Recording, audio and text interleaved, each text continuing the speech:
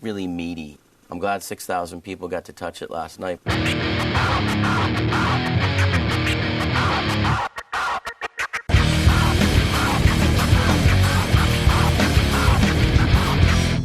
Yeah, you can't front on that. I dig it. Ladies and gentlemen, welcome to the end of 2022, the Nerdington Post, everybody. That's right, baby. That's right. We're back. Goatee The Talk. Dinosaur story. That's Yeah. right. I love it. Yeah. I absolutely love it. Before we get into our video game goatees, what's some of your favorite non-gaming media from this year? Non-gaming media. It's just an EP, but I've been really liking Weather Day and Asian Glow's collab EP called Weather Glow. It is so fucking good. It's only like 25 minutes long, but it's easily like one of my favorite EPs, mostly because I really enjoy like noise pop and lo-fi. And I think we were talking, me and you, Walter, were talking about it for like a little bit, about like favorite albums, and I completely forgot that Black Media and Animal Collective came up with albums this year. But it's just been a lot of that, just music for me. And Everything, everywhere, all at once, baby. that was this year, right? That was this year, right? Yeah, that's Okay. just yeah. Okay, then yeah, that movie too. But Yeah. just Go ahead. sorry. It's just Movie- just a lot of music and also a lot of Yeah, that's easily movie of the year. Well, really, it's Top Gun 4D. It's the movie of the year. I saw Top Gun Maverick on a flight home from Florida, and even like seeing Top Gun on a plane, that was kind of funny. And honestly, Top Gun Maverick was really good. It was really fun. never seen a Top Gun movie. Dude, we gotta get you to watch Top Gun and then Top Gun Maverick. The only Preferably in 4D. I always call him James Cruise. The only Tom Cruise movie I've ever seen with him. The Pelican Brief. It's the one where he plays a hitman. Oh, Collateral. Collateral? Yeah, I watched Collateral. That's a good one too. I fucking love Collateral. That's like the only one. I'm gonna move my camera over here because I'm also gonna be building, so that way it doesn't look like I'm just not paying attention to you guys. And give us Gunpla updates. Gunpla updates. Put a little lo-fi girl to build Gunpla. I think my top non-gaming media, the Always Sunny podcast. Oh, yeah, that's one of my favorite podcasts. Yeah, their live show. Have you watched their live shows? Their live shows are just as good. Yeah, I watched the episode where they showed parts of the live show. Yeah, and then Everywhere All at Once. That movie was just so great. But honestly, like, that and we just watched a Knives Out Tale Glass or Onion? mystery Glass Onion, and that was just as good as the first one. So what is all that? Is that like a franchise based off of something, or is it like a brand new original thing? No, Because it's a franchise now, but pretty much imagine Dragons. Agatha Christie, how she has mystery novels with the recurring detective character Hercule Poirot. So it's pretty much the same thing. It's just different mysteries, and then Daniel Craig's detective is there, and he has to solve it. But yeah, it's fun. It's great. Got you. Okay. I like the first movie more though. Yeah, I like the first movie more also. Just it was a more fun cast and more fun mystery, I felt. Mm-hmm. For the longest time I thought it was a Guy Ritchie movie. Am I right? Rian Johnson. Brick, The Brothers Bloom, Last Jedi. Looper. The Last Jedi is his worst movie, but I still like it a lot. It's better than Rise of Skywalker. Oh, It's Looper, the one where Joseph Gordon-Levitt is Levitt and Bruce Willis. Bruce Willis. Okay. Also a good movie. Yeah. I haven't seen them. Dude, this year has been a banger year for anime because I think this is the year where I've watched the most anime in years. Because before I'd only watched one or two shows a season, but Spy Family has been excellent. I'd love to put a clip up when I edit this video, but I learned from the last After School Tea Time episode, like, nah, they blocked that. They blocked Like that. that? Yeah. I had to upload that 3 times. Because I, like, first, initially I had the clip in. I'm like, okay, let me flip the image and then see if it passes. And then, nope, still blocked. And then I'm like, all right, let me just cut that out.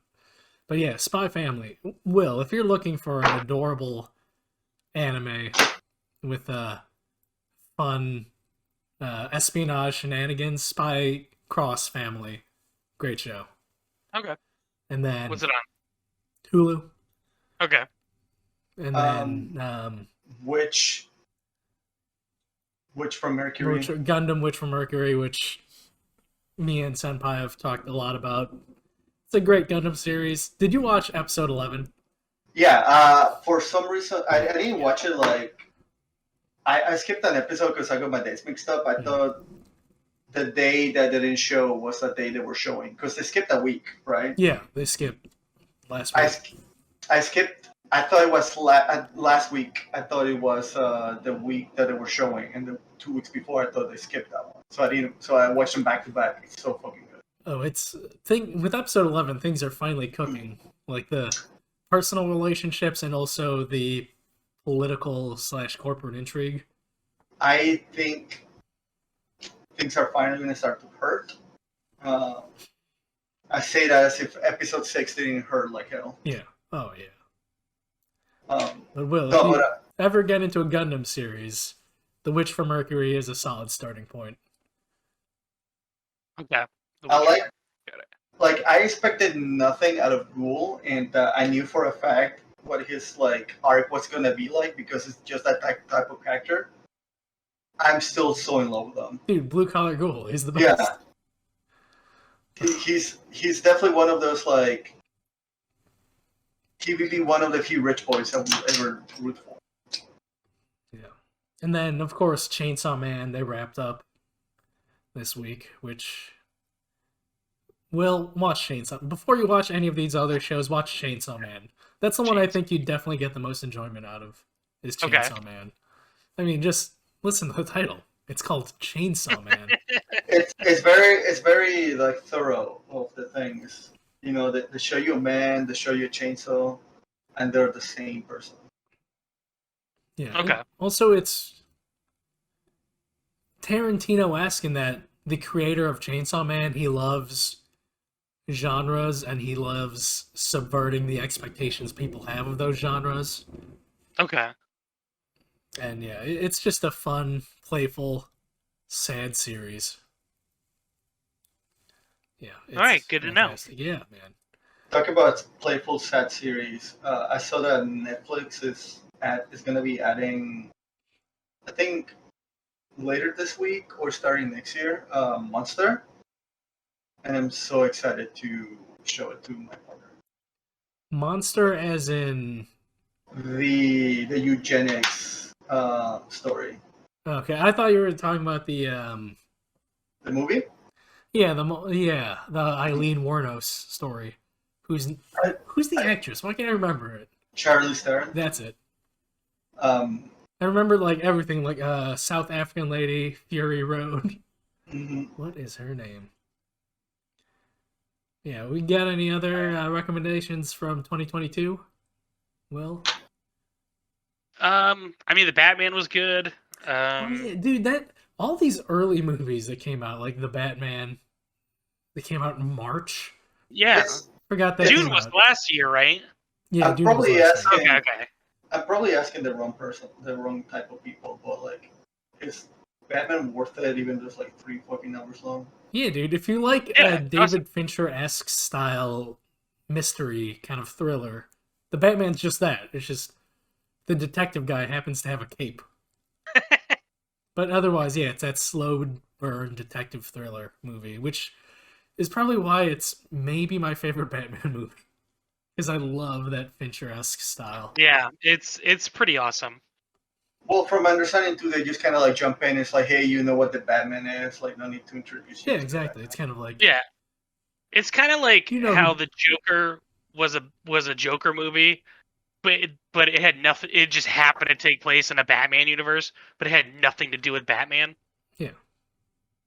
Like, you just replace the Batman cowl with a fucking fedora, and it's like, yeah, this is a noir detective movie Yeah. that just happens to have a weird car chase. Well, you have to have a car chase. I love his car. I love that car though. I do This like that car is Batmobile. so good. But Oh, although I it's think so the great. overall best superhero movie that I watched this year was RRR. That movie's ridiculous, man. I've seen a clip of a British man being able to do sick Dante-isms. Like, he pulls out a bazooka and shoots the car. Like, he's able to, like, jump out of a car and shoot a Oh yeah, he bazooka grabs midair. the rifle midair and shoots out a tire and flips a car. Yeah, dude, that movie is... Alright, so I was skeptical about RRR for the longest time. Just because it's only been recommended by white bearded hipsters, and then on a podcast, Kumail Nanjiani recommended it, and I'm like, alright, it's got the brown guy sign off. I'm gonna watch this. And here's the thing. I kind of don't like the movie. I mean, it's 3 hours long, but it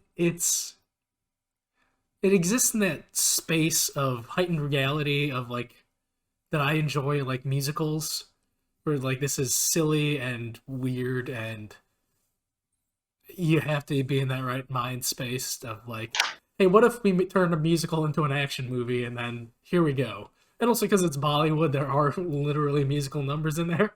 I'm like, yes, this is cool. I would not recommend this to anybody because I don't know. I saw a clip of like him and his bro. It's very just, silly. Like, It's very silly. like him and his bro just having like a musical dance number because Yeah, he's trying to get with a girl. yeah, they So- challenged the colonial British pigs to a dance battle. Hell yeah! Yeah. Interesting. Talk about hell yeah. We got hands. Got hands. We got hands. Two of them. I have a dunking on Dipshits deal. Do you want to do that after or before we jump into Let's top do that. 10? Let's do that beforehand so we can end with positivity. But All right. I have Let a- me know. Who are you dunking on? I have a quick thing though. Okay, go for it. They should make a Spanish language remake of RRR, and it's just I can't roll my R's, but you get the Oh, joke. Oh my god. Well, double R, you roll that Yeah, R. Three I got R's. it. Boom. I got it, man. It's with the Spaniards, and you get you're inevitably gonna get a lighter skinned indigenous people to play the indigenous fellow. Yeah. Also, like, great. One of the guys has an awesome mustache in RRR. Oh, dude, it's India. Like Yeah. India has the most mustache per capita. in the world. Something that made me laugh every time it happened, just because watching Russell Peters and like he'll do the Indian voice and do the head bobble while they're talking. Like, okay, how you doing? Like the non-mustached protagonist, the guy with the full beard, he talks like that and does the head bobble. Like, okay, bye. Okay, bye. What are you going to do today? It got me every time. I know it's a very common mannerism over there, but it still makes me chuckle. I like one thing I've cared to find out is that Korean people have the same kind of mannerism, but it's with the lips. The lips. The point with the lips is like. Oh, Filipinos do that a lot also. Yeah. Yeah. It's a mannerism I've discovered early this year, and I'm like very much in love with. I don't like it. I Just like like the air kissing, just like yeah, you have hands. You point with the hands. Point with the hands. No, you use the hands to talk. So they're occupied telling you the story. So you gotta point with your lips. It makes sense. Nah, no, you gotta nose. You do the. Just do that. But yes, let's get into, since we haven't done this in a year, dunking on dipshits. Well, Let's So- do some dunking. This is like a more recent one. I talked to you about this a little, Walter, how we were talking about James Gunn kind of like taking over and rebooting DC. Ooh, yeah. So I've been like on Twitter and just like, dude, That's your Zack- first mistake. You Yeah. went to Twitter. I know. So Zack Snyder stands are freaking insane. Oh, They are insane, dude. Like one of them drew a comic book cover of Henry Cavill's Man of Steel holding James Gunn head. I'm like, dude, that's fucked up. You don't do that kind of stuff.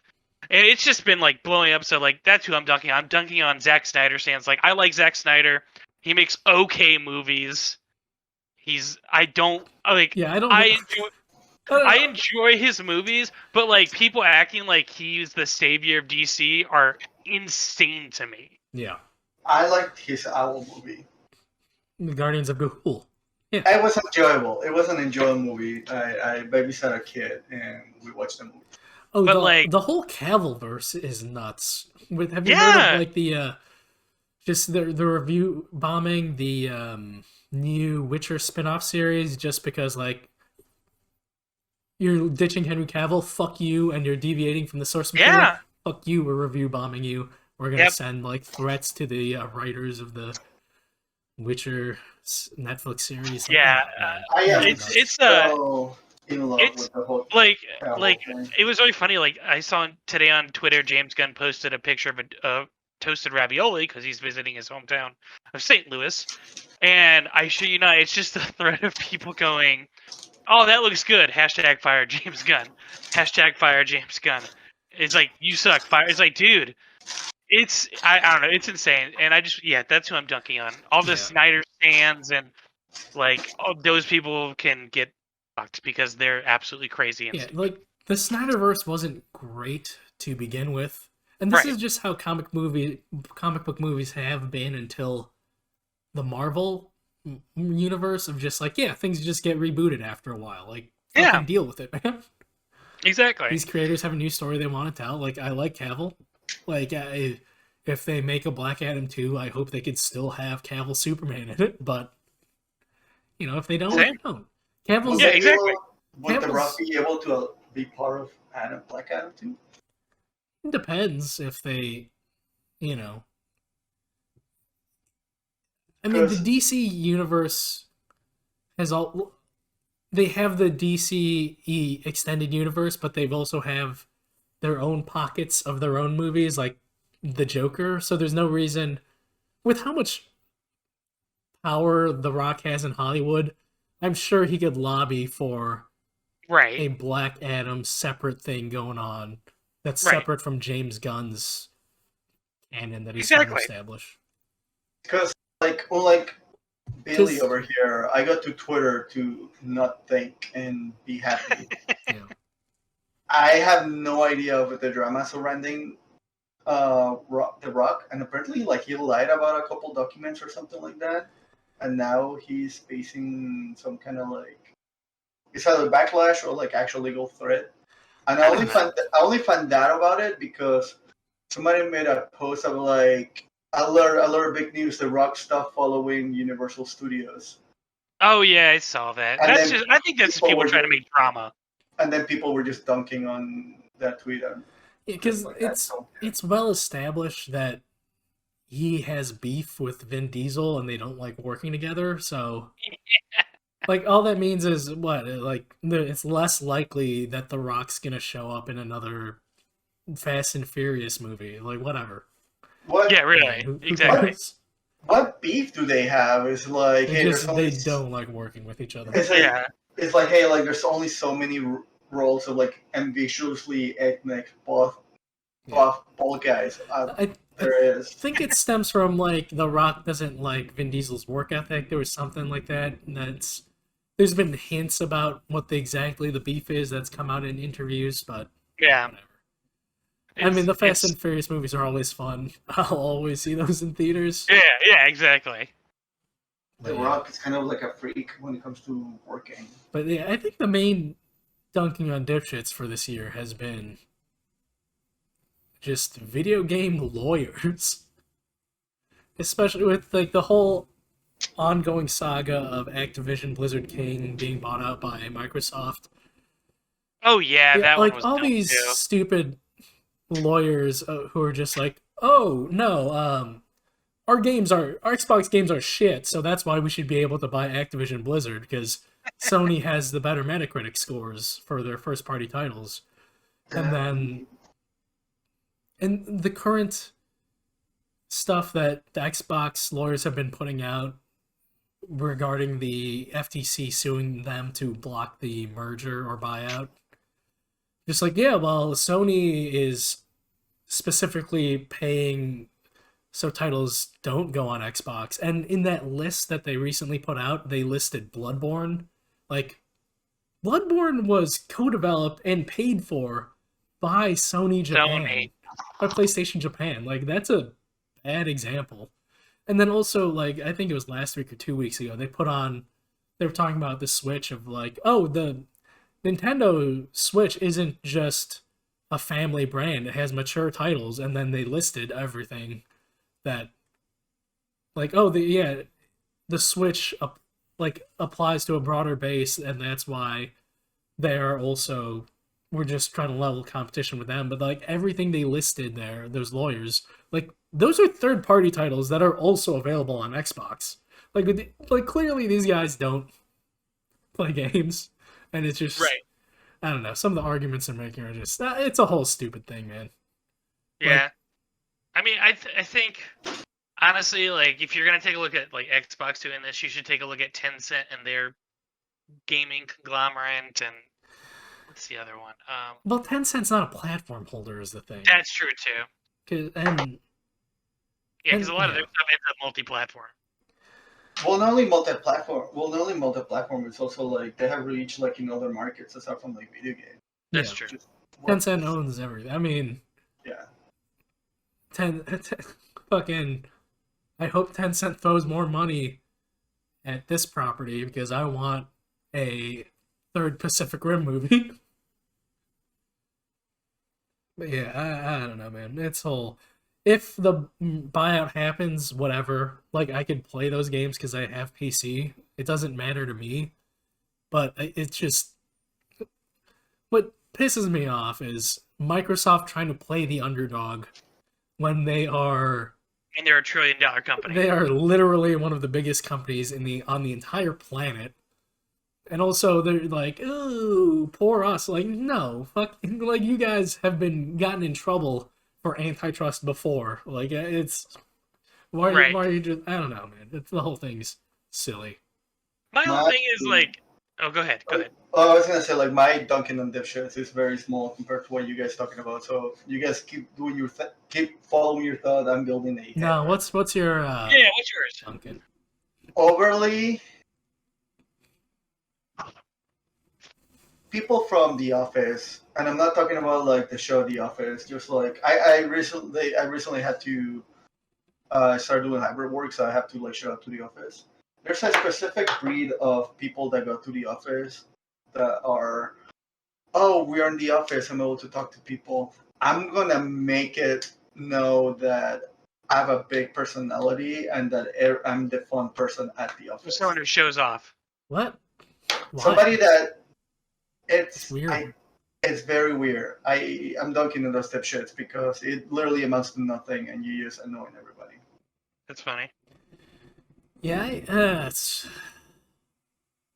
that's annoying. Yeah, That's annoying like as shit. I just got up, like I just posted like on Slack. It's like, hey, like BRB, because you know I be pissing, I be shitting, and I got up and they catch me. It's like, oh hey, like blah blah blah, and they mentioned just something I posted on the work chat that I found funny, and they wanted to talk to me about it. So I had to like stop them for like a second. It's like, hey, like I gotta go to the bathroom, so whatever, like we can talk later. I gotta go to the bathroom. That's funny. And had I not done that, I bet you they would have talked to me for like 12 to 20 minutes.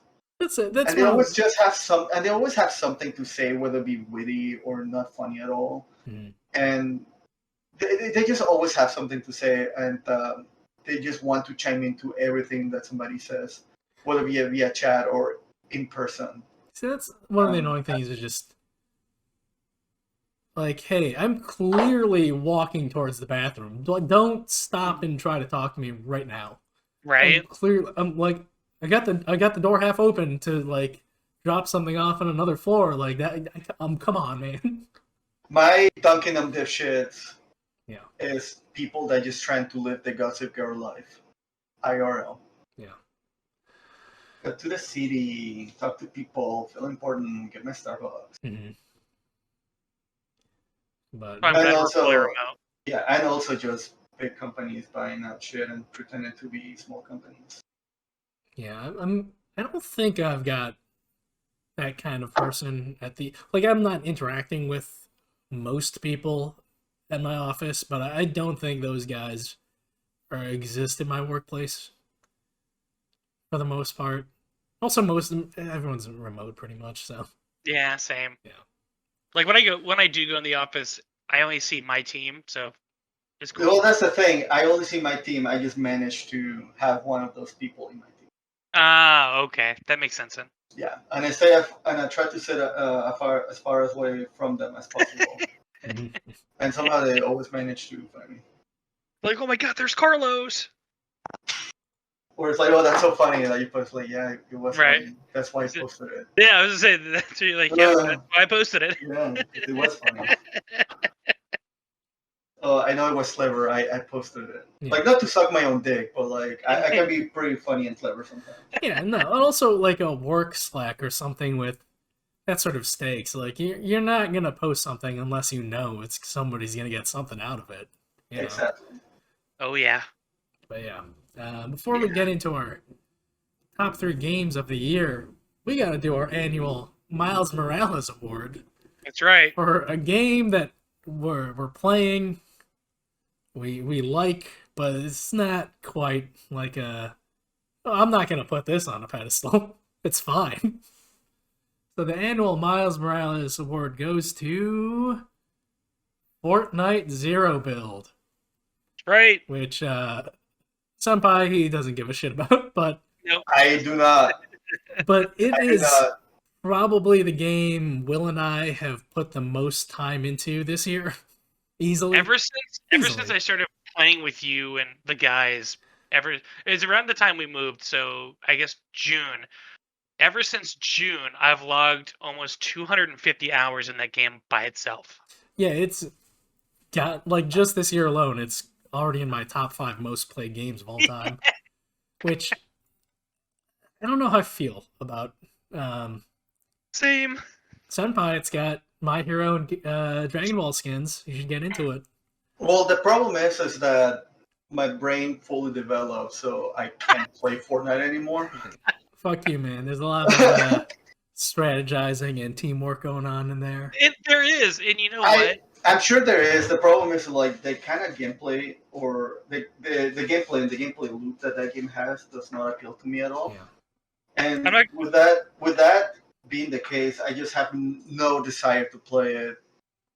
And the skins do nothing because I think It's all about the skins, baby. It's all about skins. Gotta get skins. I think that's so fucking stupid. Even as like a huge like fighting game player or like avid like supporter of fighting games, I do not buy extra skins for even for the characters I play. It's the new action figure. You got your little thing that you could look at when you're doing the thing. But I can just build my action figures. See, that's your thing. Yeah, exactly. Game Informer's Andrew Reiner has a great piece about like I took that example from his piece of just how he and his daughter got into Fortnite, and instead of buying her toys, it's just like, here, like she wants skins now, and that's like it's like the same price essentially. So like instead of but it's just like this thing you're playing with that you look at, which is it's a fucking toy. Back in the GameStop days, I actually like convinced a bunch of parents to just run that as a scheme for kids to get better grades. Yeah. Like I made up a parent. It's like, hey, like it's like because they were complaining. That's good. That's all they wanted. It's like, hey, like just a heads up. Like I have a family that comes over. This dad buys these things separately and tells them it's like, hey, like if you do good in the test, you're able to buy a skin. I made up I made up a parent just to tell that story. That way I can like get good like get good KPIs and better sales, and it worked because kids fucking buy I that love it, shit. man. It's just like this toy box that just keeps adding new stuff. Exactly. So I kind of realized how much we played Fortnite when we decided we were going to do this, and you're like, "Oh yeah, send me your top 3 games," and I was like, "Oh, what did I play this year?" And all I could think about was like how much Fortnite we played this year. This is because you guys know I keep spreadsheets of stuff. This is the least I've spent in games, but this year is also like the least amount of games I've played because it's just like, well, the guys are on Fortnite, let's hop on. Yeah, exactly. That's a thing for me this year too. That's just the least money I spend on new games. I spent a lot of I actually went back and decided to go back and play games I didn't get a chance to play at all. Yeah, this year has really been good in just cutting out the FOMO of like, oh, this just came out, I have to play it now, I have to play it now. Whereas just games that like came out a while ago or on sale, I'm like, I'm picking this up now. And also, like even at being unemployed for like a month, I just didn't had that FOMO of wanting to pick up something that just came out, which was kind of nice, honestly. Yeah, because I just started playing. This would qualify for my top 3 for this year since the Steam release came out this year, but Final Fantasy VII Remake. If this is the time that I want to be playing it, so I started playing it now rather than oh, it just came out, I have to play it, I gotta play it. It's just I'm enjoying my pace right now, and if I started this earlier, I probably would have kicked something out of my top 3 games, but now's the time when I'm playing it.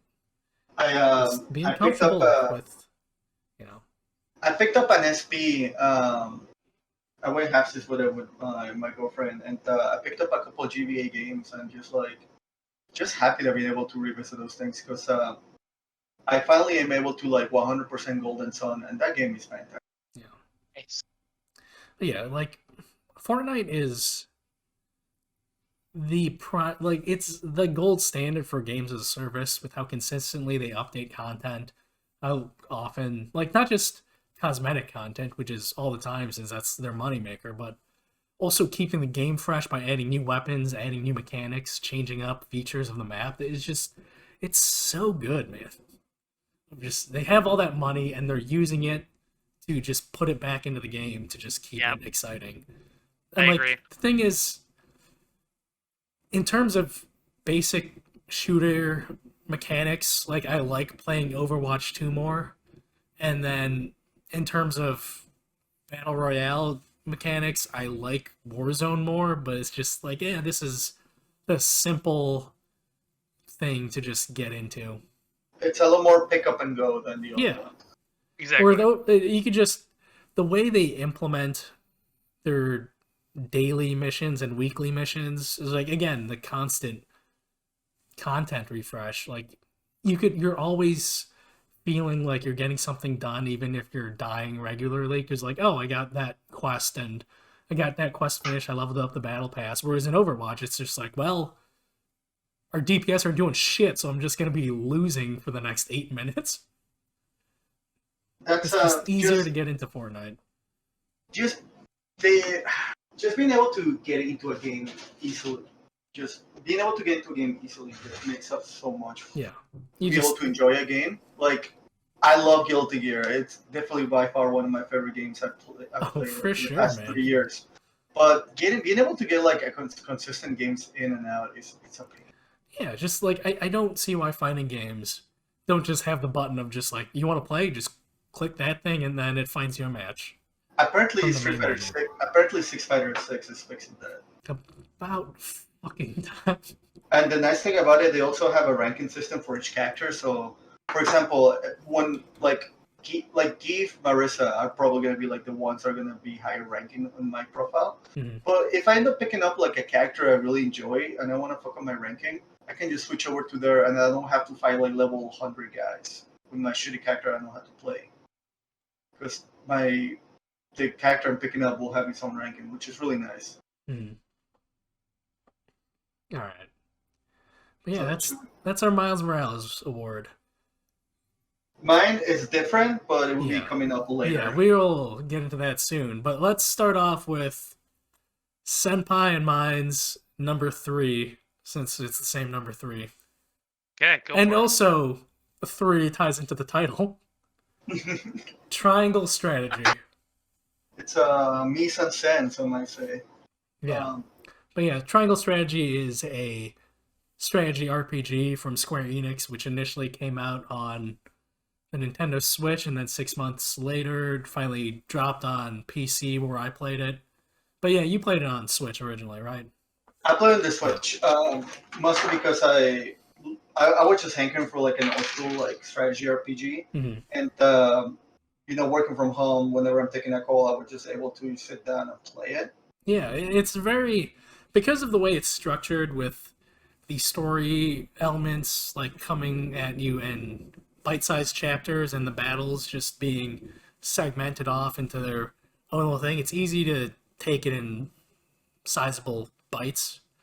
Even if it was something like, oh, I need to grind some money, or I need to grind for this material. Just being able to like sit down and do it before going to bed, laying down, it's super nice. But Also, go on. I was gonna say it's also like just it's fun to play. It's just super fun to play. Where like every other like strategy RPG that I've cared to find out will either have issues when it comes to just gameplay, how broken things can get, Yeah. or how like simple it could be. Yeah. How simple it can be, or just like, hey, like don't even bother doing these other things. Just one strategy is the only one that you can do. Triangle Strategy has like a nice little mixture of like different characters that you can use that allows you to like exploit or do different strategies, which are really. Because a lot of it pushes like these gameplay mechanics that I've always wanted from strategy RPGs. Like, you have specific characters who fuck around with turn order, and you could play with that, and like alter the tide of battle that way. And then you have, through elemental magic, you could alter the terrain of just, all right, somebody made this ice on the battlefield, so I'm going to melt the ice, turn it into water, and then I'm going to use my lightning to zap them and have that lightning spread out across the map through the water. Like, those kind of elements, those kind of gameplay mechanics, kind of pushing the genre forwards. And then, like you said, how each character is designed and tuned, so you have to think a lot about your party composition that way. Just like, okay, the guy has these abilities, these guys have these abilities, they complement each other, so let me just pair them together on the map. And then, I don't know, it's just, the story is also excellent. Yeah. A lot of this has been like a disappointing year for games, because like there has games that I love, but then just all the games in my top 3 have elements I just really don't like about them. Because this, perfect. Yeah, Senpai, like we've talked a lot about this game while I was playing it in like the past month, of just how it's very much a spiritual successor to Tactics Ogre, and which you should play if you like Triangle Strategy. Play the Rebirth Tactics Ogre. But yeah, I hate the original Tactics Ogre, and this very much carries on some of the elements from Tactics Ogre that I dislike, of just having a 12-member party, and then just, at least in the original Tactics Ogre, you didn't have a fast forward feature, but yeah, battles just taking forever because you have 12 units, and then the opponent has also 12 units, so you're just watching 12 AI guys move. It's just like, you're wasting my fucking time, man. Speed this up. It's really funny because I was gonna praise Triangle Strategy on like just being able to have the benefit of being a strategy RPG with 20 years worth of experience to go off of, and being able to improve on like just really dumb tropes or really dumb mechanics. And you're pulling out like one of the things I don't really like about either. It's like you'll have your 12 units, and then you have to face like 20 or so different units. Luckily, the speed turn system is something I actually really like. Yeah. Because it helps. Because just like how you mentioned, here's your 12 guys. They only do one thing, but they do it really good. So think about like how you're gonna position your people. It's like, do I want to bring my tanks in? They're gonna be able to take a turn, maybe like they'll be able to take one action maybe every like 2 turns, or am I gonna bring my speed start people to be able to flank? And being able to take more turns. I like it. And also But the that's one of my issues. follow-up attack system, where if you sandwich 2 units, if you like, there's an enemy unit, and if you sandwich that unit with 2 of your guys on opposite ends, you could combo attacks, and then the enemy has the same ability. So it has you think about positioning a hell of a lot more than other tactical or strategy games. Because like I don't know, like something that's always bored me and is also now the gold standard of strategy RPGs is Fire Emblem because of the popularity. But Fire Emblem has always had really basic dog shit combat. It's like the things around it that people love, like the dating sim aspects of Awakening is what blew up the franchise, and then you have the school aspect of Three Houses that blew that up even more. But like the combat is boring and dog shit. The combat just ends up devolving into how hard you can hit and nothing else. Yeah. But like the combat is always, you're always in it just based on like the interactions of abilities that we've been talking about, and then also the story is really good too. And the way you could traverse different story paths, there's a lot of replay value, and you know it's a solid game, man. It's a solid game. I was when they first announced it, I was somewhat bummed out that the whole plot is going to be revolving around like 2 different materials, salt and iron, because of all the materials you can think of is objectively like not good or fun or anything like that. Dude, but it's so well done, just because like when you think about it, like how intrinsic salt and iron are for that like especially medieval society. Yeah, it's just like salt was worth its weight in gold literally at certain time periods. It's great. I liked it a lot, and one of the things I do complain about the story is that the first playthrough definitely does feel super hand-holdy, just because this is a story we want to tell, so we're going to be going at the game's pace, not your pace, which I feel like that's the wrong direction to take. But every other subsequent playthrough, and granted, I've only done like 2 playthroughs, and even then I stopped in the middle of my second one. It's been a lot more fun, and it allows me to experiment with my composition and team building a lot more, and it makes me like it even more. Yeah. I just gotta find time to sit down and play more.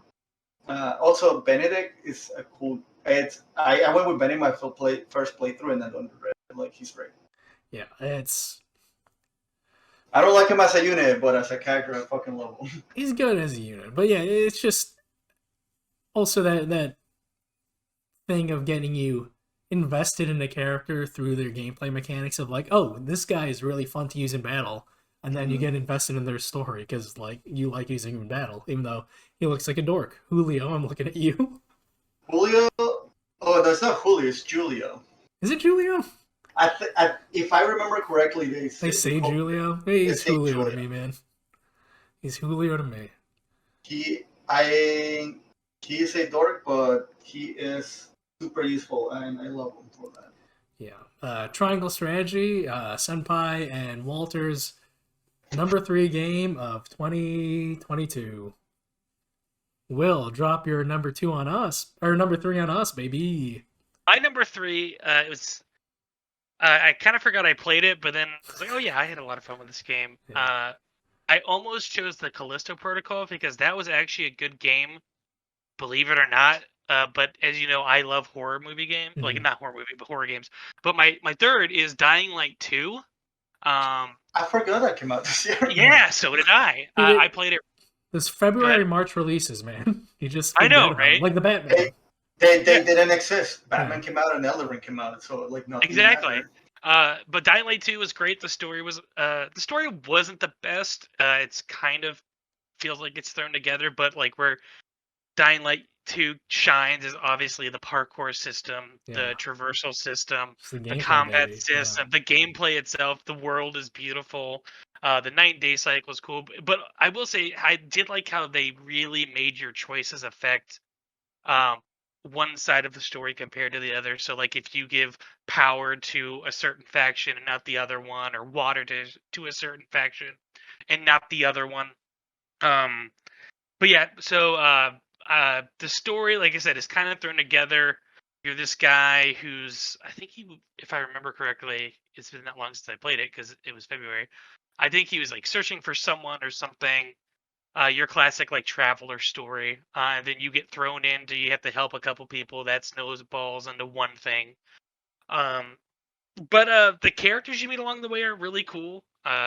You get to work with them or against them. Obviously, like any kind of world building game like that.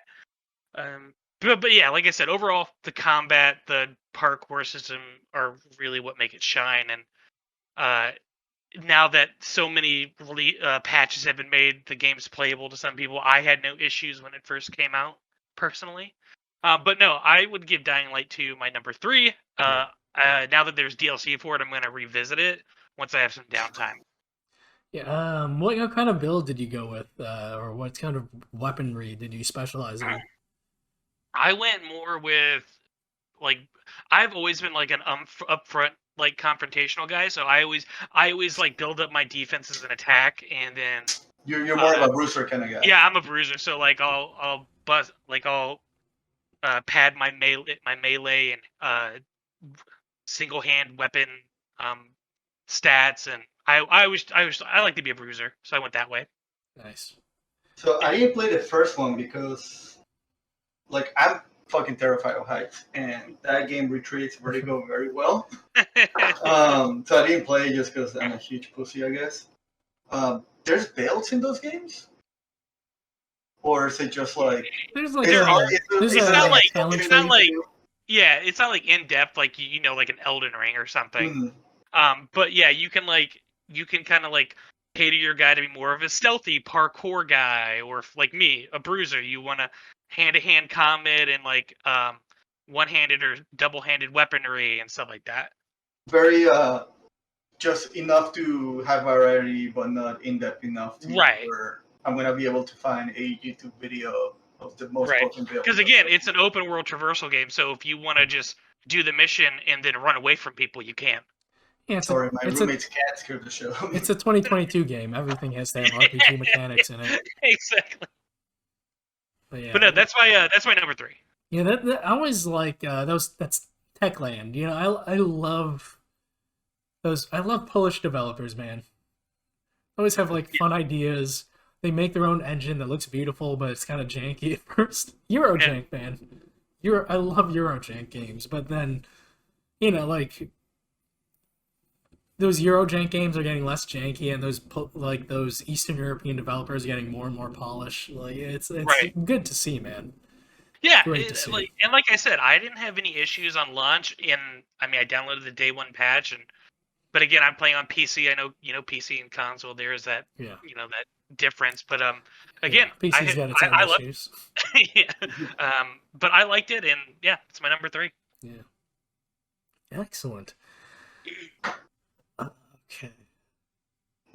Something that I feel like you and I forgot to mention that we need to get Billy into. Edge Runners came out this year too, and that's another other media that we need to. Oh yeah.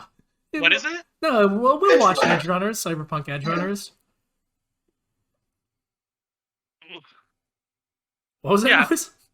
Yeah, you did watch Edge Runners, didn't you? Yeah, Edge Runners was great. No, that's the real non-gaming media king of 2022. Yeah. I was just thinking about it. Yeah, I was shocked we didn't say that. Yeah, but Edge Runners was great. All these things that just come out this year, you just forget about. But yeah, that got me back into playing Cyberpunk 2077. I almost have I'm getting closer to 400 hours now in that game. Senpai you started replaying Cyberpunk, right? I started replaying Cyberpunk. I liked that launch, but the thing is, the game was so broken and a mess that I wasn't able to complete it. but I really enjoyed my time, like the 80 hours I spent on it. So I picked it back up after Edge Runners and completely fell in love with it. Yeah, my FedEx guy started playing Cyberpunk again. Dude, yeah, Cyberpunk Edge Runners and Cyberpunk 2077. We'll get into our hype for that when we get into 2023 hype. But yeah, Yeah.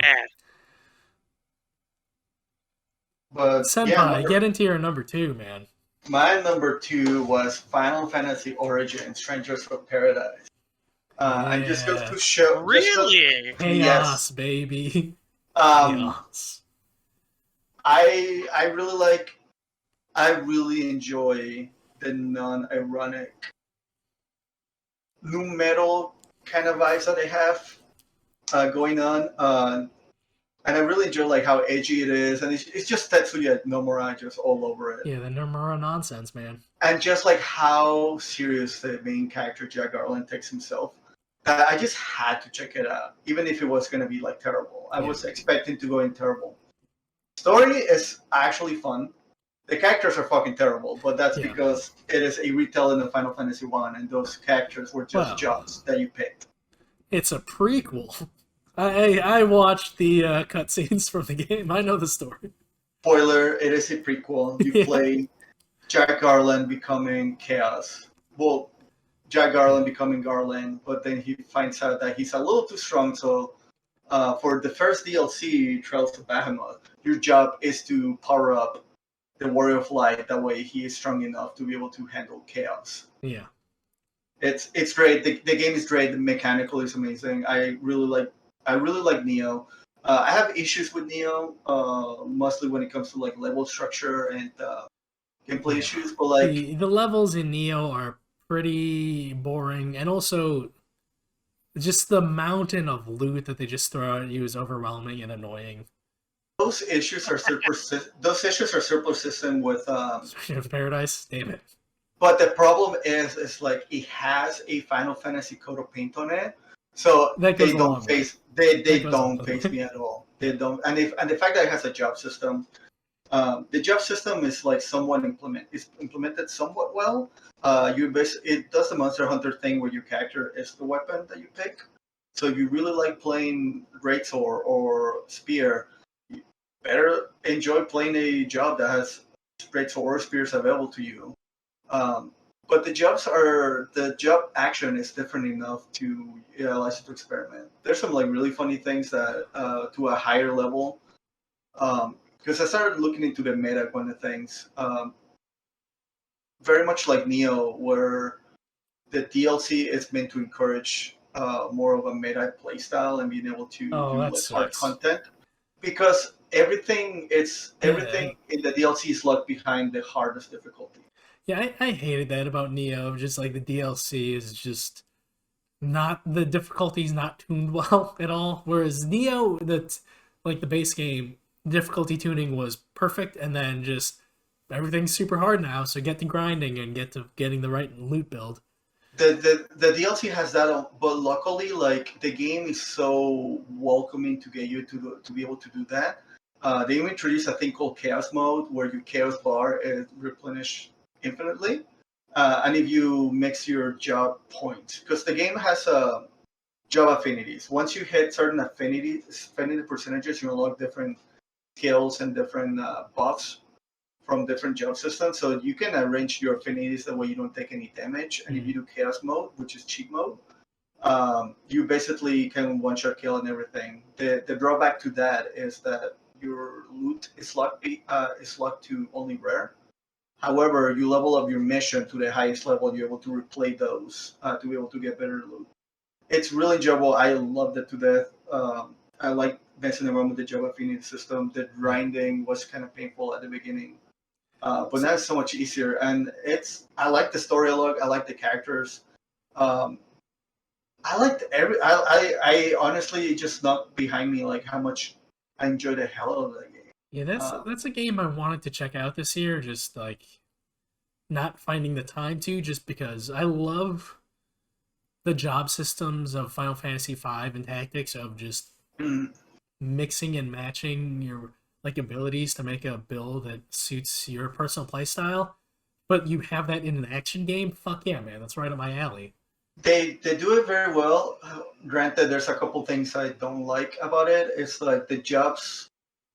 If you want to go with like what optimal playstyle is, you're gonna have a main job. They're gonna be doing most of the damage, and your other job is mostly there just to keep you buffs for the main Okay. job. Which is kind of boring, but like I don't like playing that way, which I don't, and I do have a tough time beating like harder level enemies, but I still get it done just because of skill.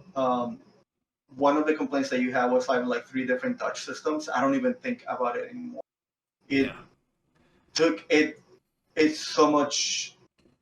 It's so intuitive when it comes to like movements and pattern recognition that I don't even think about the 3 touch systems. It just comes naturally. That being said, something that I find really stupid, the best katana job is the breaker job because you get Santetsuken as a job ability. And that's just a giant katana that you can use. I think that's kind of stupid, but whatever. I love that game. I love the fact that Jack Garland says bullshit and starts playing Limp Bizkit. Yeah. Maybe I'll play it, but with 2023 and Square Enix's lineup, I'm going to be busy. Like, I might not get around to it. But yeah, let's moving on to Will and I's number 2. Oh shit! See? Oh, I know which one. Yeah, come a spoiler alert. Obviously, Elden Ring's everyone's number 1. Yeah, right, exactly. But Really. Will and I's number 2 is also Senpai's Miles Morales. Yeah. And I completely understand where he's coming from. God of Same. War Ragnarok. God of War Ragnarok. Great game. Great game. What's your quote you like to say about it, Senpai? I before he goes, I just want to say Senpai had the best quote about this game. It's the best 10 out of 10 mid game I've ever played in my life. Yeah, it is. You know the meme of the scientist holding a vial and says like, "Oh yeah, finally this." I very much feel like God of War it is a symptom of what 2022 gaming is. Yeah. Where they don't allow a lot of like player. My top 3 games of this year have issues with them. And those issues allow me to enjoy what they do well so much more. Because it helps me appreciate like the things that the game does very well, and it helps me like enjoy its flaws that comes along with it. I enjoy a little bit of jank. I enjoy a little bit of ugly when it comes to like the things I particularly like to do and like to watch and play. God of War does not give itself room to be able to be bad. Right. Which intrinsically makes me not enjoy it as much. There's so much polish on that game. It's so much polish. There's so much money thus at it. It's done very well. It plays really good. I cannot see myself ever playing that game. Yeah. The amount of it is like it's really polished. It is fun. There's just so much fluff in the game. There's so much filler. It is by the numbers. 10 out of 10. Like they asked like 100,000 people, "What is your 10 out of 10 game?" And they just put them all in God of War. Yeah. Which I agree with, but it's still very good, man. It's very good. Great. Honestly, I feel like it's one of those games that it's so good you want to find something to not like about it.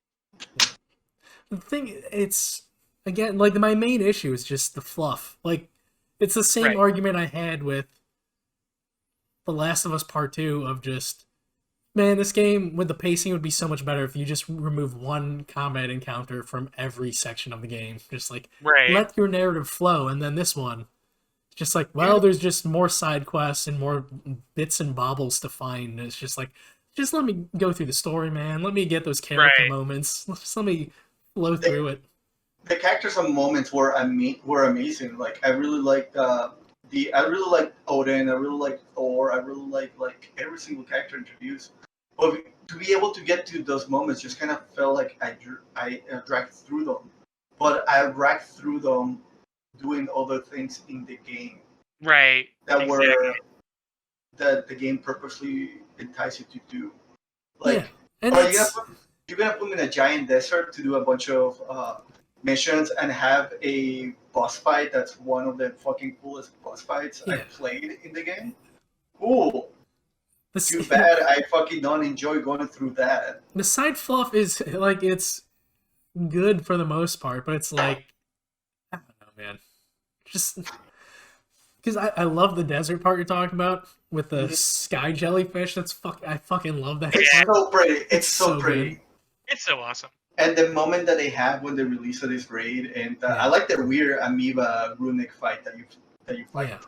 Yeah. Also, like you release one jellyfish, and you can have that moment with Atreus, and you have those character interactions. But then the second jellyfish, you could either complete with Atreus or with Freya, and I completed with Freya, and just that has my favorite character arcs of almost any game.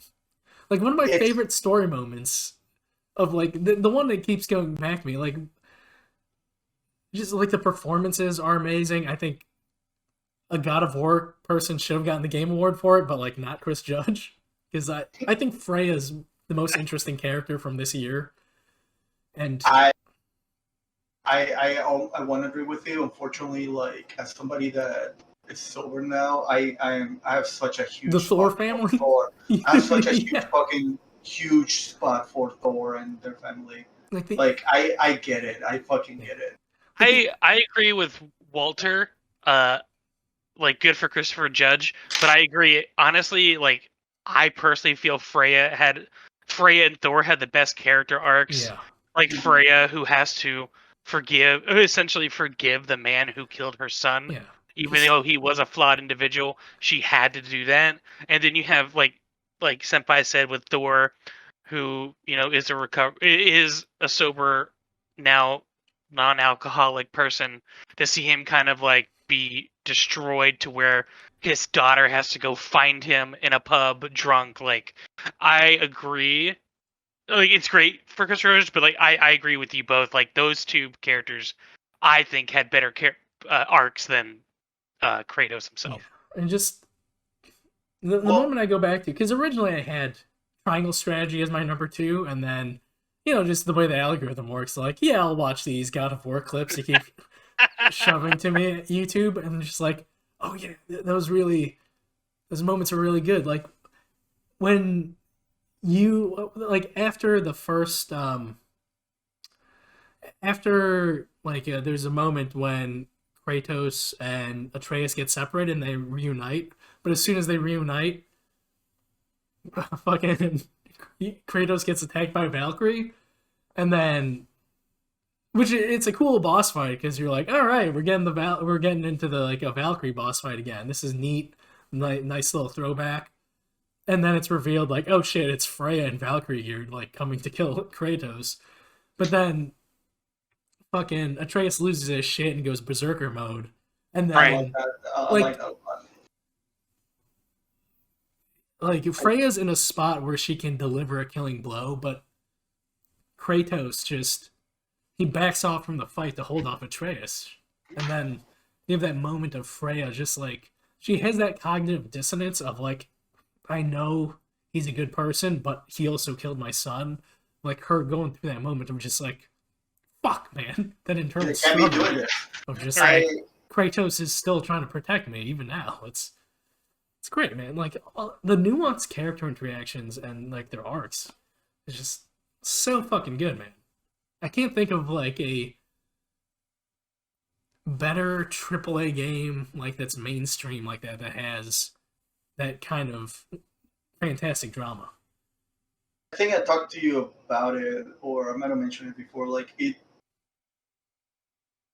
God of War 2018 is definitely like Treyarch stories. I do feel like Ragnarok is more of a Treyarch story than nothing else, and which is why I feel like which I thought was kind of weird that Christopher Judge got it, because he's definitely player 2 to the story. Exactly. But Kratos has so many moments that are like non-verbal or like so small that just say so much about his character development. And even like the big wrinkles or problems I have with the game, which are the Andra Boda section. I thought that just dragged too long. It does go on long. But looking back through it, like I remember fondly like how pretty it looked, even though it was just a huge. It was just a fetch quest, and I hated the Nidhogg fight a lot. Yeah, that was okay. Like the boss fights are fine in the new God of War series, but they don't blow your balls off like the previous God of War games. Right. Say whatever you want to say about the boss fights for 2018. At least they used the few ones that we got. They were like impactful. Yeah. I didn't feel the same with Ragnarok. Garm is the best boss fight in that. I think in the modern God of War, the Garm fight, because you have like the big scale, but you're still using you're using puzzles mechanics. Oh, yeah, you're using puzzles mechanics. You're using Atreus to. I have a soft spot for the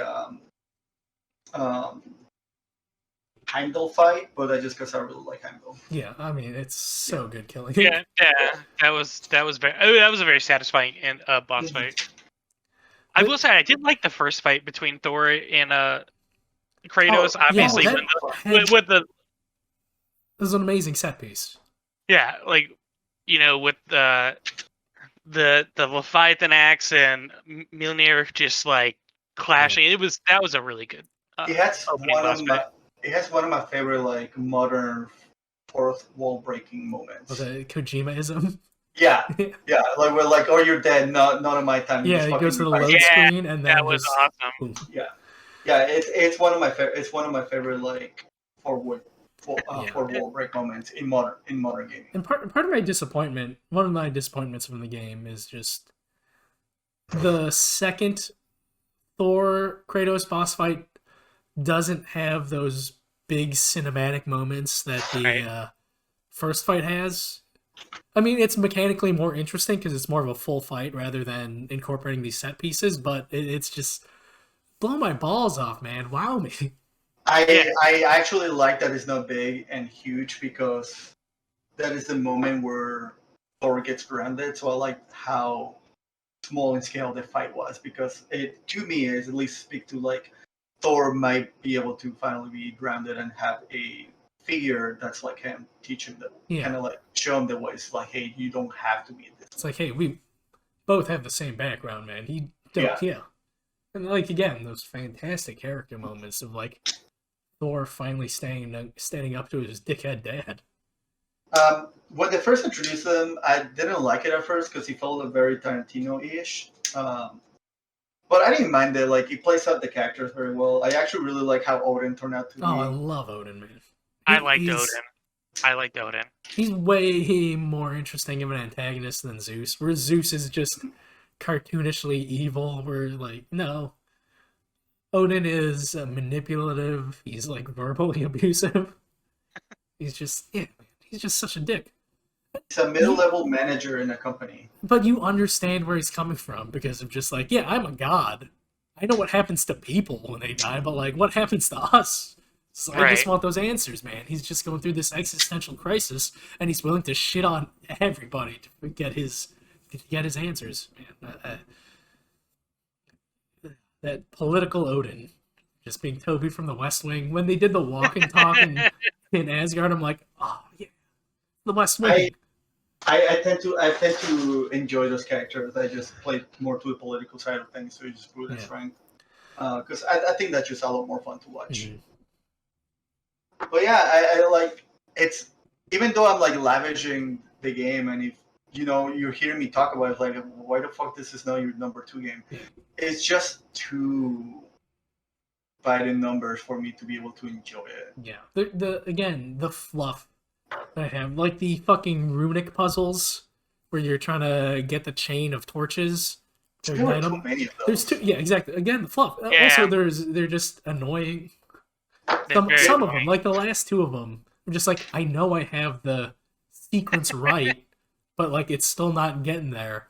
And then the rewards are not even worth it. There's one of them where I looked up a guide. I'm just like, oh, I just need to move that 6 inches lower. Like, fuck you, game. The rewards you. are not worth it. However, they're there because Yeah. it makes your brain tingle, and that's what matters Yeah. to get you engaged to keep playing the game. It is fun though when you get to a build you like. Like I know you were using the Poison Fist build of the That was so much Melinda's fun. armor. Like I towards the end I was using the Berserker Gauntlet the Berserker Gauntlet and Waistband where it increases your relic or increases your relic cooldown or whatever. And then I was just like using spamming relics whenever I got it because it was awesome though. Because like every hit has a chance to decrease your relic cooldown, and if you charge up the spear throw, it hits multiple times. So it's just so like many of them. like you're guaranteed to activate the cooldown. Oh, I love it. And then with the Berserker, I don't know if you guys finished the Berserker fights, but once you do that, you get a relic weapon that has just spirit swords flying around and hitting enemies. I'm like, yeah, this is the build I'm gonna just fucking throw spears and have phantom swords fly around, man. That's another thing I didn't get to like touch on when it came to like How when I shitty, said, absolutely shitty two of the Berserker fights are. well, I was gonna say like when I said like I could never see myself replaying this game, not only because of like the fluff and the pacing and just the problems I've been voicing. That spear, it's too much fun to not be playing with it right from It's the so beginning. good. It's so good. Well, New Game Plus is coming out in spring. I'm not gonna play it. Yeah, I'm not gonna play it. I'll be playing Callisto Protocol New Game Plus. Yeah, if I do want to go back through the story, I'm waiting for New Game Plus and just like I'm beelining the main narrative. And, Right. Yeah, because some of the side quests are fucking excellent, where they builds out Mimir's backstory, Freya's backstory, but then you get to other things where you're talking to spirits and it's just fucking fetch quest. Like, why am I doing this? I don't need to do this. Like, I'm already powerful enough to beat Right. the main campaign, but like, I don't know, that mindset of just like, well, this quest popped up, I have to do it now, and I need to break that. I've more or less broken the FOMO of like I have to play the new game now. I still have to break the FOMO of just like this new quest popped up. I have to do this quest before doing the main story. Like, no, just enjoy the main story. Exactly. My baseline for to be able to break away from that FOMO is like how interesting the main story is. If it's like super interesting, like I'm gonna be like the story mode. I don't care. Yeah, I mean, this is probably my favorite story and characters since Cyberpunk 2077. Well, not counting Final Fantasy 14, because that's endless. Well, really, my number 2 is patch 6.2 for Final Fantasy 14 and that content. Right. Because, Right. you're fighting Final Fantasy 4 bosses. It's awesome. But Oh, really? Yeah. The 4 fiends and everything? Oh, yeah. 2 of them are dead. 2 more to go, baby. Oh, yeah. It's excellent. Final Fantasy 14 is the gift that keeps on giving. But, yeah, do we have any more closing comments for God of War? Like, an excellent game. It's just... A great game, characters great, writing is great, but like I think it's just been discussed. The fluff is just kind of throws out. It honestly, like, it just felt like I was playing 2018 all over again, just with a different story. Yeah. Like It was. Story. Yeah, It better was- story. Yeah. I agree. It felt like a really long DLC to 2018. Yes. And the spear, Agreed. though. The spear is just so fucking good, man. I love the spear. The only last thing I'm gonna say is that it shouldn't have won best soundtrack. Oh no, not at all. I think the music, even though it was very fitting, just not interesting. It's good, but not exciting. Yeah, The exactly. music was fluff for the scenes. Yeah. But yeah, should we just jump into the... Yeah, because we're gonna be here a while talking about it. Well, not me, because I gotta cook dinner later. So. Oh yeah, he's got a... Yeah. So we'll try to get through this. But no, because this came out at a time when you were still living in Chicago and recording episodes, so we don't have to go all out. That's true. Like 5 or more episodes. Just about like Elden Ring's fucking cool. Yeah, Elden Ring is fucking cool. It's the game of the century, baby. Yeah. It's just... What more can be said about Elden Ring? Like, it has the best sense of exploration in any game I've played, possibly ever. You can make fun builds, or has that it tickles that Replayability. RPG aspect and the replayability of just like, oh, I found these weapons, like let me play with these weapons and these stats and Right. see what kind of build I can make. It has amazing art direction. Like you actually feel that you are actually able to like get in the mood of the areas as you walk around. It has like really great moments. Like I don't think this year hit me as much as when I first discovered there's a lower level to Elden Ring. Right? Yeah. Finding going down that elevator and Yeah. just like, oh shit. Shit, there's This a is whole amazing. other game down here. Yeah. And the Yeah, or map like just keeps getting bigger and bigger. right, or like going into Khaled, or is it Khaled? Khaled. Yeah. Khaled for the first time, and just like the eerie soundtrack like you just get when you go into Khaled, and you're like, oh, Yeah, I it's don't just want to, like, I get don't want to together. be here right now. Khaled eats pussy. Unlike DJ Khaled. I mean, like you guys said, we've talked about this game so much. Yeah. It's a reason it's our number one. I mean, like you fall in love with the characters, their backstory. I mean, like how many times did we talk about Ronnie or the ending of like Ronnie. having to kill Blade? Just It's the world building, peerless world building. Yeah. It's a game that has everything. Like, the issues and flaws I have with it, I'm just super okay with because of how good the good parts are. Exactly. That's what I really like, and that's what I feel like personally, like God of War Mask, because it's like that game didn't take any chances at all. It's just it's good. Yeah. Like the biggest chance that Elden Ring did was lie to you at the beginning of the game. It's like, hey, here's the map. Fuck you, we lied. This is the map. Yeah. Fuck you again, there's a third part. Yes. Fuck you again, there's a lower part. Like, more games should lie to you. Yeah. It's just so fucking good, man. And just the writing of the lore behind each demigod, whether it's Godfrey, Morgott, Renala. There's so much mystery in it. It keeps you thinking about them. Yeah, exactly. Fuck you. I will take Bach story and lore over finding more about the other people. Like, I don't think I'm a huge bitch. I cry at media. I cry at movies. I cry at albums. The few books I've read, I've actually tried to. I've never cried in a Soulsborne game ever until I did Buck's storyline. Yeah, I the fact I that didn't get a storyline. I know of it though. I didn't find it until my second playthrough, and that's another thing. Like, there's shit I was finding out my second and third playthrough that you guys went through that I didn't know, and vice versa. Like, I found out shit that you guys didn't know. Yeah, like when we had Discord of like, oh, dude, like check out this area on the map. There might be like a cool story moment, or like there might be a cool weapon for the build you're going for. Just that, it had that magic of Demon Souls when that first came out in 2009 of just like, oh shit, let's like hit up the wiki, like put new information in that on like the official Wikidot, and that sense of community of just we're going through the shared experience and exploring it together and like that water cooler talk, man. I loved it. Yeah, it was. Like, I remember slacking you, Billy, for like a katana I found for you. Yeah. I work like those moments you don't get anymore, and it's just really nice to have them. Agreed. Yeah. And kind of see, like you talked about in the beginning, Walter. You're just like how you can try out different builds. How like when I started, I was purely mage, keeping my distance with the staff and everything, and now I'm wielding dual bleed katanas. I'm that asshole. Yeah, it's. I'm keeping that installed in next year just for that potential DLC. Right. I'm hoping it happens.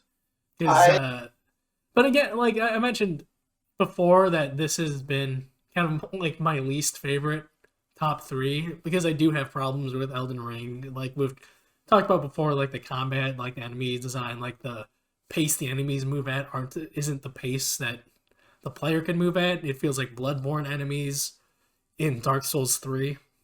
But like it's still like the combat of Bloodborne and Sekiro I like a lot more. But just the world building of this, just beautiful, and just the art directions, the characters in it is great.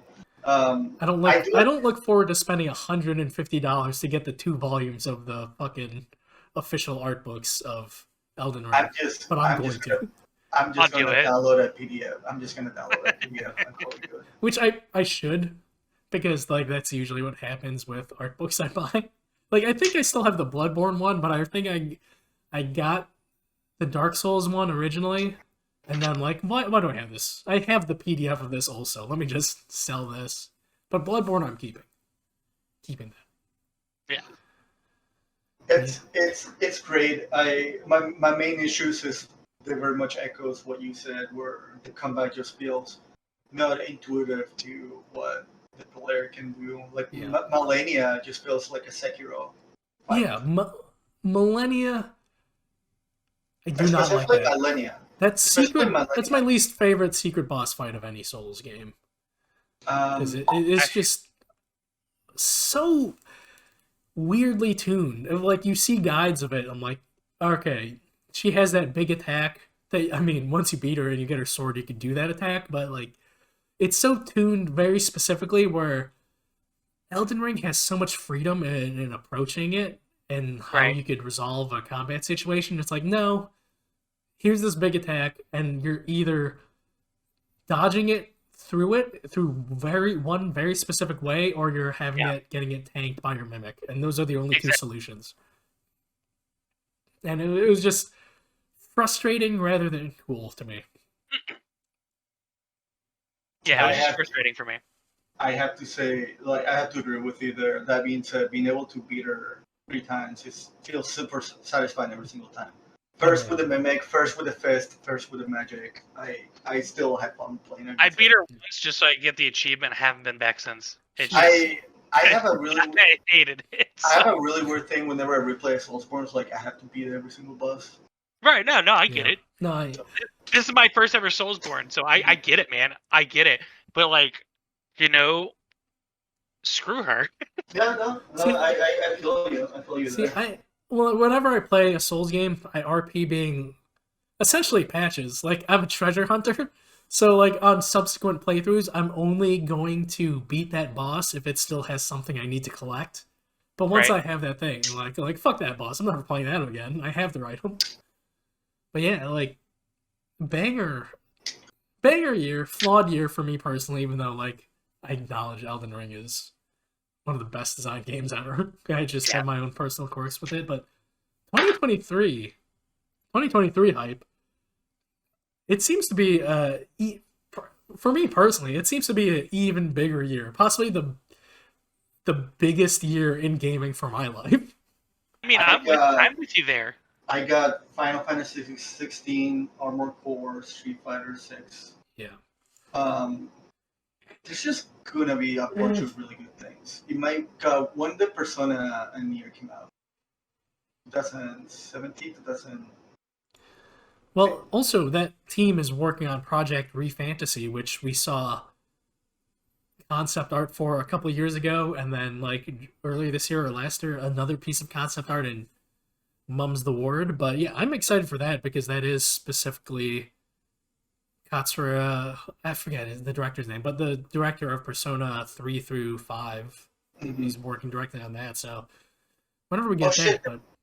The ports on the Switch are coming too. That's another thing I'm looking forward to. I'm thinking 100 hours just that way I can lay on the lap of a robot. Yeah, I have Persona 5 downloaded on my PC right now. I need to play it again. Dude, I mean, I know Will's biggest game of 2023. Tears of the Kingdom coming out in May. I mean, hopefully it doesn't get delayed, but I'm with you, man. Like I decided to pull up like a list of games that are coming out so far. Yeah, it's been since 2017. I don't think they were announcing a release date unless they had that locked in. That has to come out that day. Right, but I mean, like, just looking at this list, Tears of the Kingdom, Star Wars Jedi Survivor, Dead Island 2, Redfall, Resident Evil 4 Remake, Final Fantasy 16, Hogwarts Legacy, Starfield, Atomic Heart, Hollow Knight Silk Song. I'm still not sold on the Harry Potter game. No, I'm not. I mean, I don't. I am, but Yeah. I mean, I I care like about I Harry liked Potter. it. Yeah. Yes, I like well, I like Harry Potter. Suicide Squad killed the Justice League. Yeah.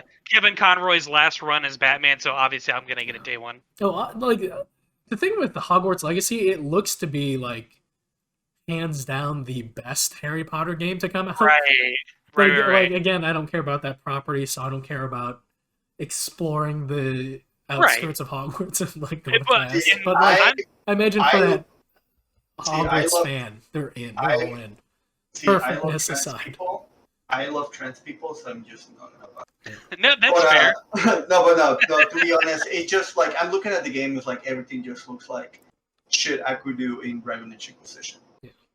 And I'm not super sold in the property. Like not anymore. Like once again, my brain fully developed that. No. Yeah. Like the main priorities for me for 2023, like Forspoken, like I played the demo at Senpai's and I'm like, oh, this is like Infamous but with more combat options. Yeah. Right. Harden. I'm pre-ordering so I can get my sparkly fingernails and cape.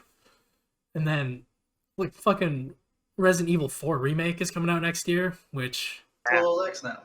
nice. Little X. Which I might be able to you finally should play- get. You can get RE4 remake, dude. Oh yeah, we were Senpai's talking- never played RE4. Yeah, What? me and him were talking about it. I've never played Resi. You have to get RE4, dude. Well, because my younger brother always played it, so like I would just watch him play nonstop, and I was like, oh, I don't need to play anymore. Like I've seen the whole thing. Which I And- get, which is why it took me forever to finally play like Final Fantasy VII and Metal Gear Solid, because I watched my older brother play, and like I didn't play those until like a year or two later, after we had it. But yeah. Excited for I think it's Liza P. Liza P. Yeah, I'm excited that looks good. Bloodborne, but not. Yeah. Armored Core. Armored Core we're gonna 6, do dude. Armored Core. That is.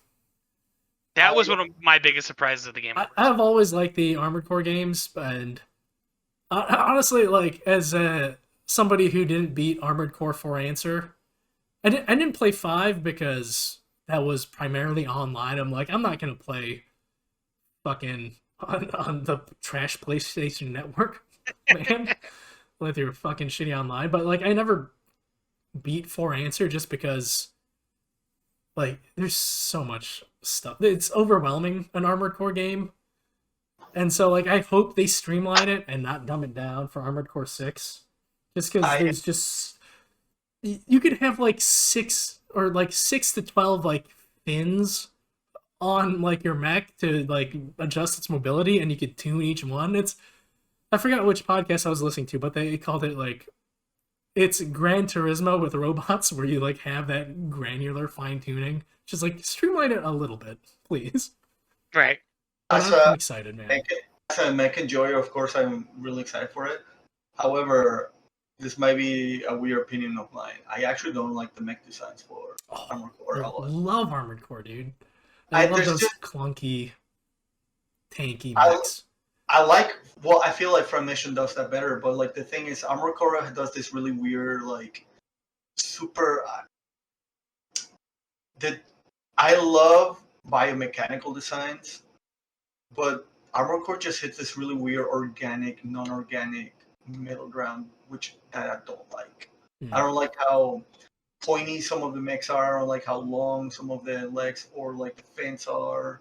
And it just have a lot of extra like padding added to the suits that I don't really like for some reason. It's just I don't know what it is. I just look at it. It's like, no, that's not for me. Check out the mech designs from Armored Core 5, because that has my favorite mech designs, because it's more, again, like Armored Core 4 series, those were very sleek and aerodynamic, which is the ones Hidetaka Miyazaki directed. But like 5 had kind of clunkier, tankier designs, which I really liked. But again, I just never picked up because I don't want to.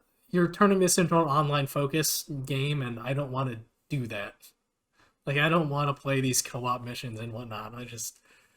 Which I'm excited for with like the information we have about Armored Core 6 of just, all right, it's going to be mission based, and there's going to be an arena, and that's it. And I'm like, yes, So man. excited! I'm so excited I'm so excited to play a mission game again.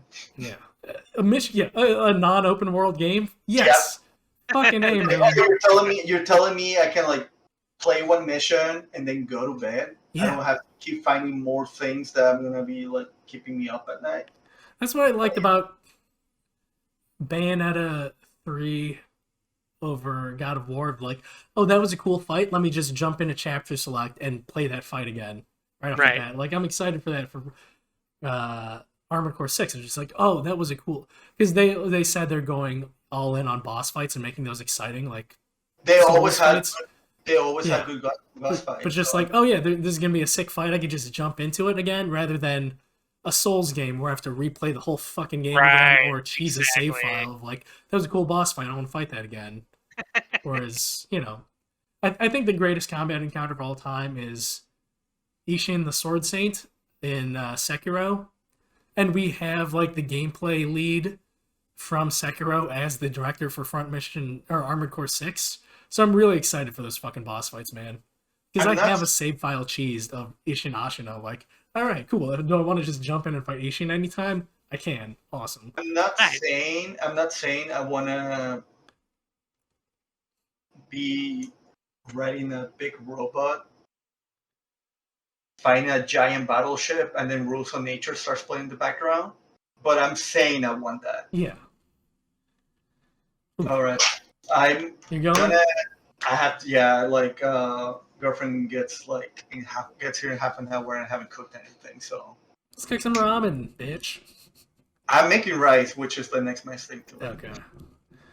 All right. Yeah. Say, See ya. Will, you got any more guys you want to hype up for 2023? Honestly, like we talked Spider-Man about 2 is coming out next year. I Also. was just about to say Spider-Man 2 is coming out, but like a game that we've talked about that we've said it looks like it's going to be like another Guardians of the Galaxy where we're not interested, but we're going to play, or it's going to get more interesting and we're going to probably play it, is Redfall. Redfall, yeah, dude. I keep seeing more about Redfall and like Arcane. They released like images and stuff from it like recently, and it looks great. So that, but like like you just said, like Marvel Spider-Man 2. Again, man. Yeah, dude, this year's gonna be sick. It's gonna be a great year of games. Because originally I was turned off on Redfall, like, oh, fucking 4-player co-op, but then they've reiterated, like, oh no, you could play this solo and fuck around with Redfall. I'm like, yeah, okay, I'm in. Yeah, let me exactly. play solo, let me do my stealthy shit, and then, like, yeah, Will could just pop in and we could fucking do some missions together, man. Yeah, exactly. This year's just so good, man. Next year's gonna be so good. Yeah. Like, I think finally, like, we've been saying this ever since we started this podcast, like, for 2 years now. We've been saying this year's going to be great. And obviously, you know, delays happen, games get canceled, the pandemic happened. Yeah. But I agree with you. Like, this year, 2023, like, is just going to be amazing. The pandemic delays are finally over. Exactly. It's like Sleepy Joe Biden said, the pandemic is finally over. Yeah, Sleepy Joe. Sleepy Joe, baby. We love him here in Michigan. But yeah, they're just like half these games I'm probably not gonna get around to or until 2024, honestly. Just because it's just so stacked. There's so much stuff. Like Tears of the Kingdom, again, like I shipped my Switch back. Like I don't have it anymore.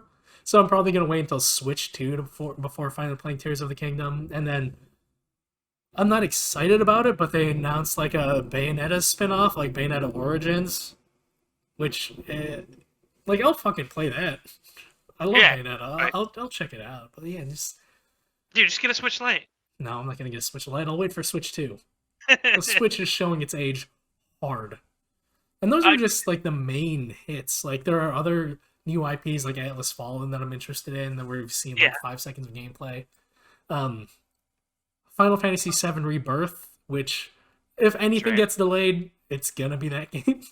Yep. Like, out of every big game, they've announced, like, Insomniac has hit its mark, and, like, just, last year they announced, like, Marvel Spider-Man 2 2023, and then at the end of this year, they're like, no, we're gonna be 2023. Like, all right, I believe it. Yeah, and that means probably 2024. I'd say 2025, we'll probably get Wolverine. Yeah. Well, they have... No, I think 2024, because they have 2 studios and the other one wrapped up on Ratchet and Clank, so they could hit 2024. Yeah, I and then imagine. for a lot of top-down action role-playing fans, Diablo, I think it's Diablo 4 is 4 is coming coming out. out in 5, June, yeah, yeah. 4. So like, Yeah. dude, it's stacked. And also, speaking of mechs, I think both Senpai and I, when talking about Armored Core 6, accidentally called it Front Mission, but like the Front from Mission 2 remake is going to be coming out, so I'm excited for that because I've never played that one because it never came out in the US, and I was too lazy to install the fan patch on that one. But yeah, just a sicky, or like Final Fantasy 16. Yeah, I'm game. excited for 16. I bought like that $350 collector's edition, and Dude, if that thing was not $350, I would have bought it too. Here's the thing. I probably won't even play it until 2024 because that's when the PC version is going to come out at the earliest. Exactly. Like if I get a PlayStation 5 by June, hell yeah, I'm going to play it, but like I don't know, I'm not trying that hard. Right. Like cuz I know it's going to become to PC later. And Exactly. like I'll have a beautiful fucking Ifrit versus Phoenix statues. Fucking I am debating if I want to pre-order the limited run Star Wars Jedi Survivor collectors. Lightsaber? It comes with it comes with like a full-on replica of his lightsaber, the steelbook. I was like, oh man, that's so cool. No, here's what you should do, because you haven't done it yet. Go down to Florida and make a custom lightsaber. You don't need Cal Kestis' lightsaber. That is true. And like, yeah, because you have family down there. You're going down in Florida every year. You just got to make the trip down to Orlando eventually. How far is Orlando? Like 3 hours from where you're usually at in Florida? Yeah, 3 hours. Yeah, but dude. honestly, like I have a buddy in Jacksonville. I can fly down, stay with him, and like he's like an hour and a half away from it. Yeah, dude. You gotta get that custom lightsaber, dude. I know. Fuck Cal Kestis. Fuck Cal Kestis. Get a Will lightsaber. I will. Yeah. It's gonna happen. But yeah, dude, 2023 is stacked, and I don't know. I think it's gonna be a great year for games. Yeah, great year for games. Yeah, just good tidings, man, for this holiday season. Good tidings. This has been the Nerdington Post, and we'll see you in 2023, and I'll see Will in a couple days. We're hanging out in person. In sushi, yeah. I'm so stoked. All right, see you, everybody. Bye, guys. Thanks for riding along with us. I love you, Sheriff Truman. I love you, I love you, I love you, I love you, I love you, I love you.